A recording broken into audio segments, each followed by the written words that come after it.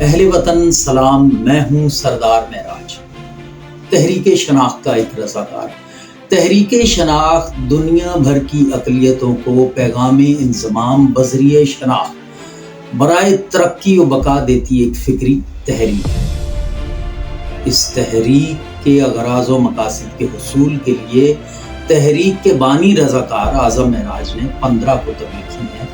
ان میں سے ایک کتاب دھرتی جائے کیوں پرائے میرے ہاتھ میں ہے۔ یہ کتاب سچے واقعہ سے ماخوذ چھوٹے چھوٹے مضامین پر مبنی ہے۔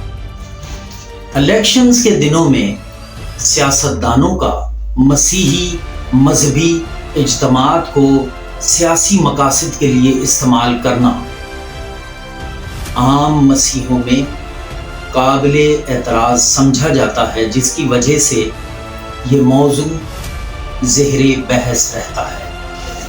آج ایسے ہی 2 واقعات سے متاثر ہو کر لکھے گئے اس کتاب میں مضمون کاش میں جان ایلیا جیسا فسادی ہوتا سے ایک اقتباس آپ کے گوش گزار کر رہا ہوں۔ وہ تو اپنی حمیت، غیرت، عزت اور انا کو تو صاحب اختیار لوگوں کے پاؤں تلے بچھا دیتا ہے، لیکن ساتھ ہی اپنی کمیونٹی کی مجموعی شناخت کا بیڑا غرق کروا دیتا ہے۔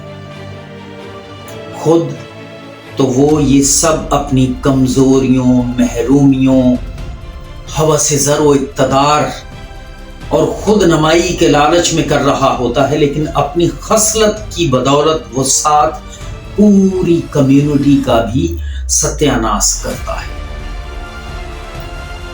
لیکن آفرین ہے ہمارے مذہبی رہنماؤں پر جو اپنے اس بڑے لوگوں سے ملنے ملانے کے لالچ میں ذرا بھر بھی اپنی عزت، غیرت، حمیت اور انا کا خیال رکھتے ہیں، جس کی سب سے بڑی وجہ یہ ہے کہ ہمارے مسیحوں کی شناخت کی بدولت سینٹ، قومی اسمبلی اور صوبائی اسمبلیوں میں بیٹھے ہوئے مسیحوں کو سینٹ، قومی اسمبلی یا صوبائی اسمبلی میں بھیجنے کا صرف اور صرف یہ معیار ہے کہ کون اپنے اپنے آقا کو کتنا خوش رکھتا ہے۔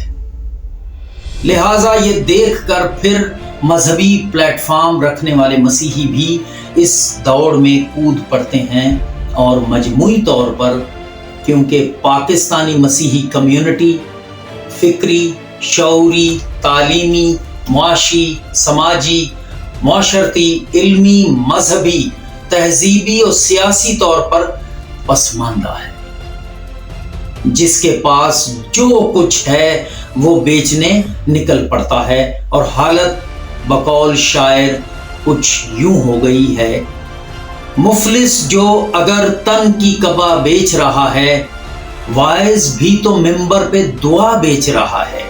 دونوں کو ہے درپیش سوال اپنے شکم کا، ایک اپنی خودی، ایک خدا بیچ رہا ہے۔ اس کتاب کا انگریزی ترجمہ neglected Christian children of Indus کے نام سے ہو چکا ہے، اور یہ دنیا بھر میں Amazon per print on demand اور سافٹ کاپی کی صورت میں دستیاب ہے۔